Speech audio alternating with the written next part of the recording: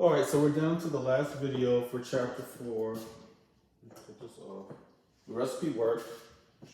Broccoli cheddar bisque. It's going to be great. Tasted it. For this last conversation in chapter 4, we're going to talk about faith and superstition and God's protection for babies and fools. So there's this whole thing. I remember it very distinctly. Deuteronomic theology. Deuteronomic theology is kind of the sense of theology that the children of Israel had coming out of Egypt, going into the promised land. It's articulated most clearly in Deuteronomy, which is why they call it Deuteronomic theology.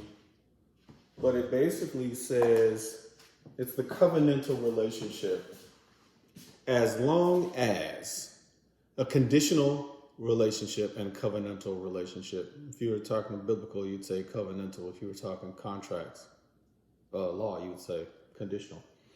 As long as, right? As long as you keep this law, I will protect you. This is the relationship between God and Israel.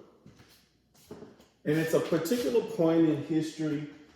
You know, if you believe everything, you believe the literal story and kind of follow it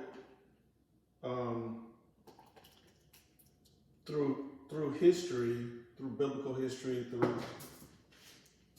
Jewish history, you kind of know this. This is the kind of the God that you know the best.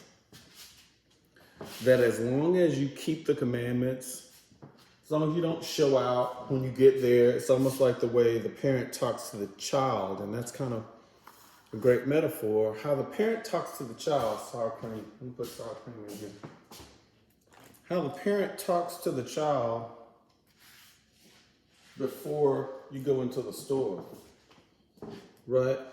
Don't y'all embarrass me in the store. Don't y'all act up. It's very much that same motif with Israel.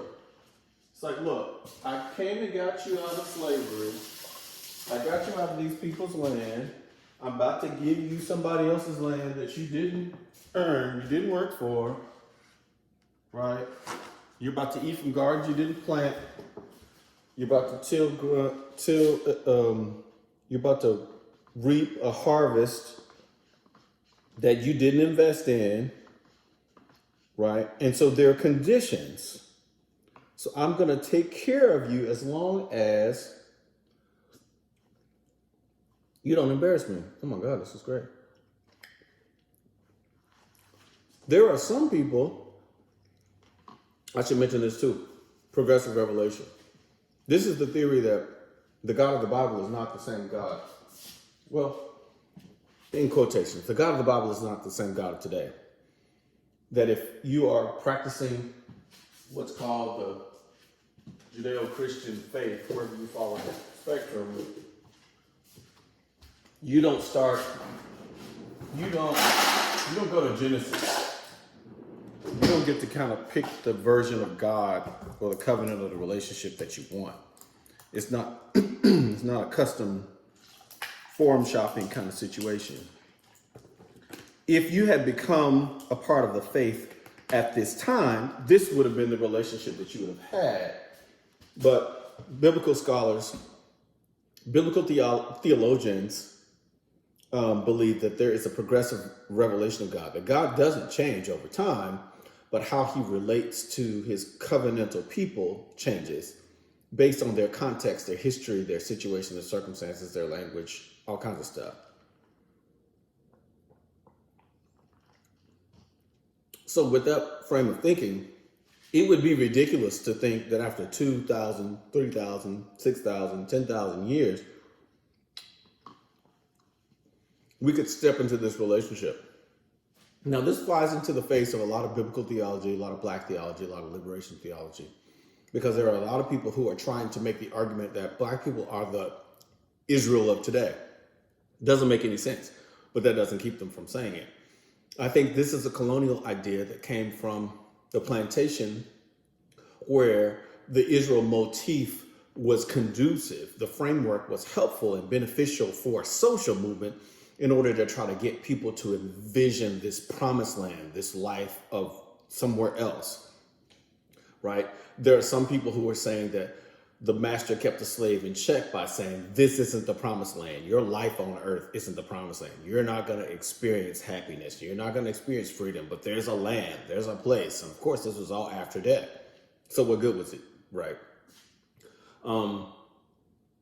There are people now, even if they don't take that extreme posture, they'll say, well, metaphorically, spiritually, we still are the chosen people, that black people in America are like Israel in the Middle East, that somehow God shows his strength through the success of our nation, which is a ridiculous notion, but it is. So many people in my family line, so many people who've taught me, so many people that I respect believe this. So it's hard for me to throw it out wholesale, but it just doesn't, to me, it doesn't pass the laugh test. And so if you have one of these biblical Deuteronomic theologies, you could draw the parallels to superstition and basically to say, well, as long as I don't break these arbitrary, ridiculous rules, all the stuff that's in Leviticus, all the stuff that's in Exodus, all the stuff that's in Numbers and Deuteronomy, all these things that can't eat shellfish, all this stuff, women can't wear earrings, men can't wear long hair, all these rules, all this stuff that doesn't seem to have any type of spiritual value, it becomes like a superstition, and taken to its full extreme could be considered like a cult.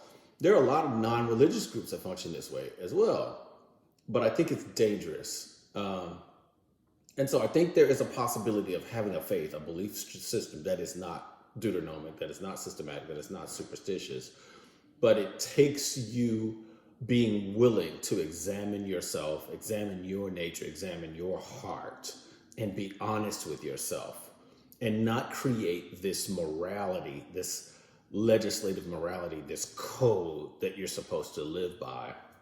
And of course, if you can do that for yourself, you definitely won't be projecting it on other people.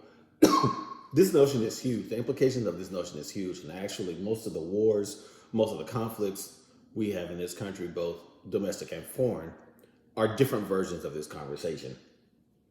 But I think part of the love your neighbor as yourself requires us to spend much more time thinking about ourselves than thinking about our neighbor.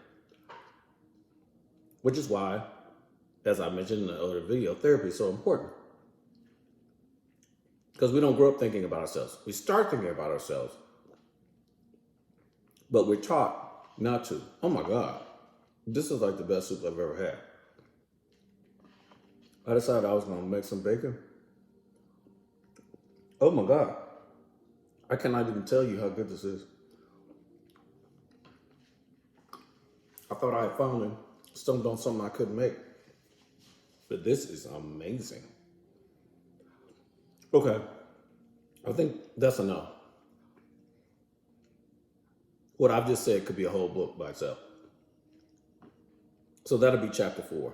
And so, quickly tying it back to intuition. Intuition is the reflection. It's being able to see through the moment, not only yourself, but how you fit into a larger context. Being able to be sensitive to whether the energy, the moment, the frequency, the possibility moves you further into your authentic self or pulls you away from it. And anytime you feel the energy moving away, it's time to go. Anytime you feel the energy moving toward, it's the time to lean in. I've had so many conversations and so many exchanges of people like that. Like today, I was talking to a server at the bar, and we ended up connecting so many different ways because I knew she was one of those people. I recognized in the moment that this was a possibility for us to become colleagues, co-journers, co-laborers, right? Her journey, her path, my path crossed, and in the moment appeared to be synchronous. So rather than leaving, like I normally do after an hour of being out, I stayed We exchange information. Hopefully we'll get a chance to talk again soon. But all that to say, we have an internal mechanism if we're paying attention to our bodies and ourselves. Even if our brain doesn't pick it up, there's something within us, our heart, our body, our gut, our soul, whatever, it doesn't matter what you call it. There's something within us that knows when a moment is filled with possibility. And those are the moments you lean into. Those are the moments you learn the most from. That's it.